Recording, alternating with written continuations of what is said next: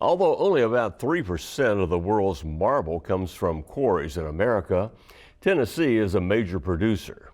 In fact, its unique pink marble can be found everywhere from federal buildings in D.C. to Grand Central Station in NYC. Well, this is the story of how an East Tennessee quarry came to the aid of a Middle Tennessee landmark.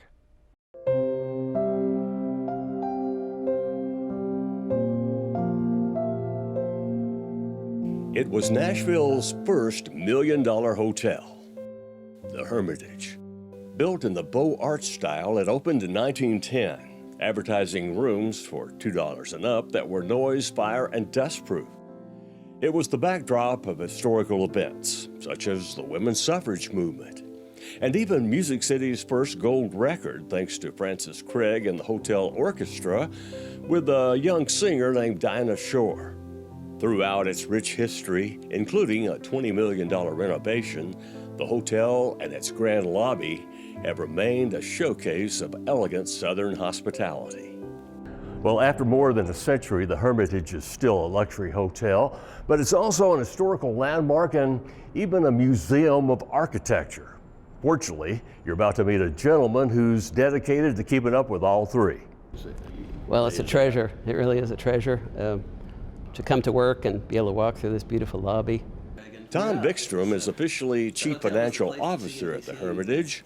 You could also call him Chief Historian, helping to preserve the hotel's storied past in photographs, mementos, and more. Well, you're really preserving some history here on your own, aren't you? Well, it's a team effort, but the best part is when somebody walks in the doors and says, my grandfather worked here, or my mother had her honeymoon here, or something like that.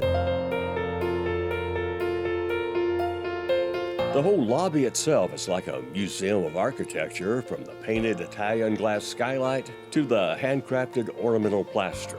And then there's the variety of marble. As you come up the main staircase, that's Italian marble, burnt sienna or sienna marble. But on the floor, we're proud to have Tennessee gray, Tennessee pink, and Tennessee cedar, which is also sometimes called Tennessee chocolate. After more than a century and the foot traffic of many millions of visitors, several tiles of rare Tennessee pink marble had to be replaced, and the search for perfectly matching replacements was underway. We found a marble expert at MTSU, and she introduced us to the owner of a marble quarry in East Tennessee.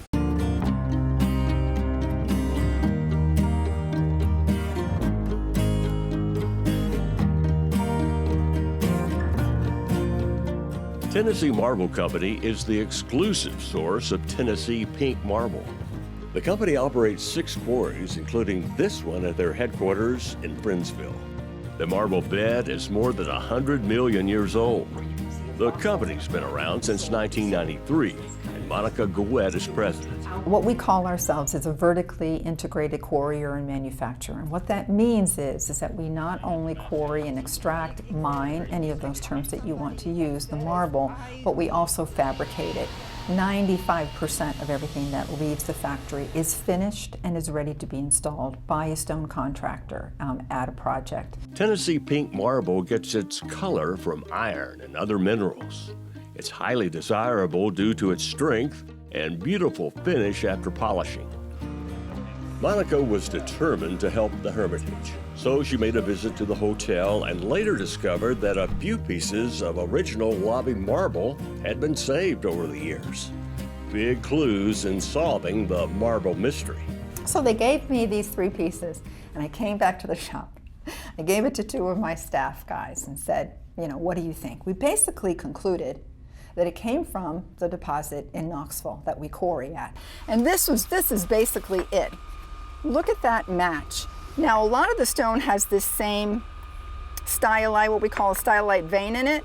So we knew if we could find more material like this, it would work very well for the Hermitage. We literally were kind of scraping to see what we could find specifically for this type of color. And we think we achieved it. So with new finished tiles fresh from Tennessee Marble Company in hand, Andy Proctor and his crew begin the overnight replacement. He'll get a hammer and he'll just start whacking on it. That's why we wait till night. It's going to be pretty loud. I'm curious how it's going to go. Of course, care must be taken not to damage surrounding tiles. So after cutting off a corner, each old tile comes out in pieces.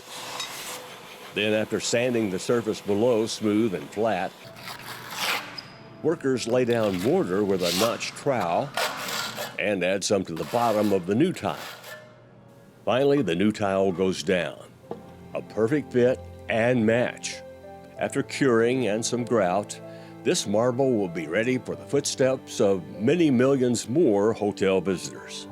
You could say that elegance never goes out of style. Nothing makes you happier than to help a client when they're trying to achieve something, whether it's something small like this with just a few pieces or a massive building. You know, it's a really nice thing to be a part of.